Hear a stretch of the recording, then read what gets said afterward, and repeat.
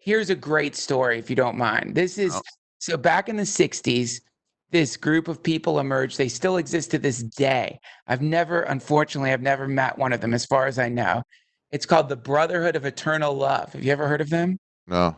So they believed that, and still do, I think to this day, that LSD was the answer to all the great problems of the world, and that their motive, it was a religion essentially, was to get as much LSD as possible to as many people as possible in an attempt to create a global utopia. So this I was could see back. how they would get there. I could see that after taking some, would be like, oh, if everyone took this to be peaceful, I could see how they get to that They were dropping it out logical of reasoning. planes onto beaches with kids down there.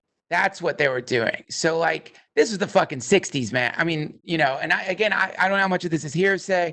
This is just stories that I've heard. But one story that is not hearsay is one of my friends from the Ramdas community, who's like an old hippie. He um, was in India, and they were hanging out in some who knows where up in the Himalayas, and somebody came down to the little hut or house they were staying at, and they're like, oh, the Brotherhood's here. The Brotherhood is here, which is, I guess, basically like saying like an ice cream truck for LSD is there, So they're like, fuck, go get the acid, get the acid. So like, and they would not sell it. They were giving it away. They were giving it away. Oh, so much better than the parking lot at a Fish concert. Yeah, man. Yeah. I mean, this was like you were getting LSD from people who were like thinking they were like putting you in contact with Jesus.